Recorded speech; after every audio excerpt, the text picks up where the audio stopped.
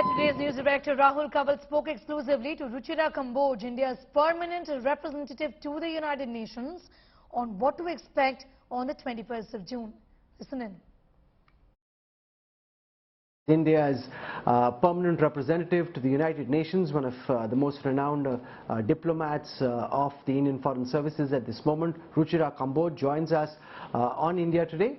Ambassador Kamboj, thank you so much for your time, and it's great to have you with us on India Today as we count down to the big International Yoga Day celebrations at the United Nations. You're the one who's bringing this entire program together at the UN headquarters. Could you start by giving us a sense of the kind of preparations that are currently underway in New York at the UN headquarters for the big celebration of the International Yoga Day? Well, thank you, Rahul. It's good to see you, and my greetings to all viewers in India. As to the question, let me say that the response is indeed overwhelming. We expect the international community at the UN to participate in the thousands, if I may say so.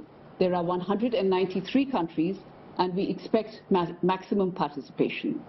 I would say the unique feature of this event is that while every year we celebrate yoga, this year, such a large participation from the international community at one place, and that too at the level of, opinion makers and influencers in their own right from different countries. This is quite unique. These are powerful signals and indicate two things. One, the popularity of yoga as Indian cultural heritage, and two, the standing of India as a country. This could have been well done at Central Park or any other place in New York. Why have you picked the United Nations headquarters as the location for the celebration of the International Yoga Day? And what's the thinking behind bringing the Prime Minister to the United Nations headquarters for this particular program? Well, as you know, this is a UN mandated day here. So let me step back a bit and let me take you back in recent history. You would recall that in December 2014, the General Assembly of the United Nations had adopted a resolution to declare 21 June as International Yoga Day with 177 co-sponsors upon Prime Minister Modi's initiation. So no other platform, I would say, offers such a full spectrum of all countries across the world, and the UN was therefore the best choice and sends the most powerful signal of yoga's acceptance and popularity. Outside of this one International Yoga Day, are you seeing a general uptake in the kind of interest around yoga at the United Nations headquarters among member countries of the UN? Is this just symbolic, or is it actually something which is now gaining more interest than in the past? Definitely the latter. I will say that since the declaration of International Yoga Day, the UN itself has created an International Yoga Day committee, which every year is a part of the Yoga Day celebrations at the United Nations. Then there are also yoga clubs in the UN, which are very popular and which have as its members the different member states of the United Nations.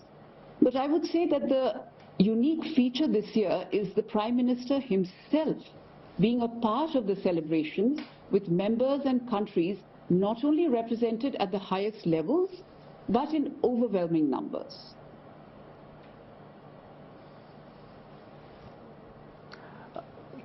There's so much being spoken about the United Nations and the kind of relevance it has at a time when there are so many global crises, and the UN hasn't been central to trying to solve some of the big problems of the day. Is this in some ways also suggestive, to the extent that it is, of India's interest in keeping the United Nations going as an active global concern in whatever form and shape possible at the moment? Well, India is a committed multilateralist and, of course, as you know, a founder member of the United Nations. And while what you say is not untrue, the UN has its critics, but there is no other geopolitical platform which offers more return on your investment, given that we are able to touch the full spectrum of nation states here in one go.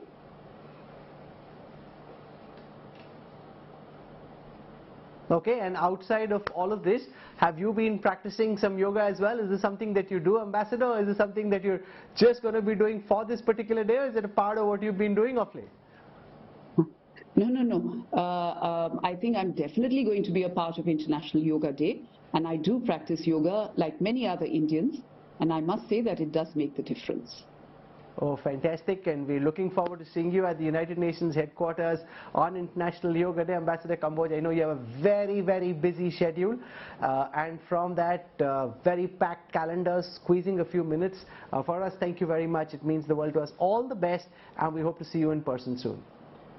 Thank you, Rahul. My pleasure.